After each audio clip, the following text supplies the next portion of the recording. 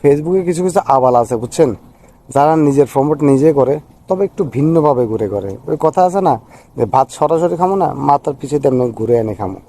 তো যেমন সাপোজ তারা ওই নিজের প্রমোট নিজেরা এইভাবে করে, মানে নিজের আইডি, মানে নিজের পোস্টে একটা লাইক কমেন্ট বাড়ানোর জন্য একটা ভিন্ন পন্থা অবলম্বন করে, লাইক কমেন্ট বাড়ানোর জন্য।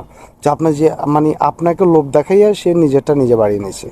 যে আপনি কি ফেসবুকের এঙ্গেজমেন্ট বাড়াতে চান বা ফলোয়ার্স বাড়াতে চান, তাহলে আমার এই পোস্টের মধ্যে একটা সুন্দর গঠনমূলক কমেন্ট করেন, আর 10 জনকে কমেন্টে রিপ্লাই দেন, বা 20 জনকে কমেন্টে রিপ্লাই দেন। আচ্ছা, সবচেয়ে মজার জিনিস কি জানেন? মনে করেন সাপোজ আমি একটা পোস্ট করলাম, পোস্টের মধ্যে 200টা কমেন্ট পড়লো।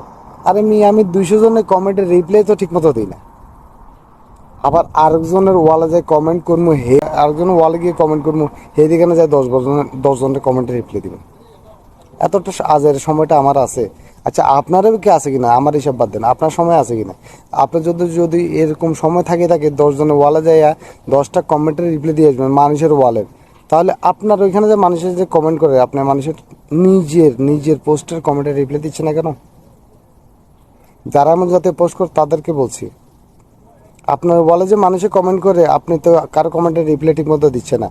আপনার ওয়ালে কমেন্টের রিপ্লাইগুলো দিচ্ছে মানুষ এসে আজাইরাভাবে দিচ্ছে, ঠিক আছে? এগুলোটাই হচ্ছে টেকনিক, ঠিক আছে? আপনি সরাসরি বলতে পারেন যে ভাই আমার ফলোয়ার দরকার, আমার লাইক কমেন্টে বেশি দরকার, একটা জায়গায় আপনার 5টা 10টা লাইক কমেন্ট করেন। মানে এগুলো হচ্ছে ভিক্ষুক, মানে ভিক্ষাবৃত্তি করিবার না আর কি। আমি ভিক্ষাবৃত্তি করার জন্য আমি যাতে পোস্ট করি না, ঠিক আছে? আবার ফেসবুক ডাক্তারের মতো পোস্ট করি না, আমি ফানি কন্টেন্ট নিয়ে পড়ে থাকি, আমি এটাতে এনাফ। তবে ইদানিং বেশিগুলো চোখে পড়তেছে, যার কারণে আপনাদেরকে বাঁশ দেওয়ার জন্য, হালকা পাতলা থেরাপি দেওয়ার জন্য ভিডিওটা করলাম। কেউ কিছু মনে করবেন না, হ্যাঁ? ধন্যবাদ সবাইকে।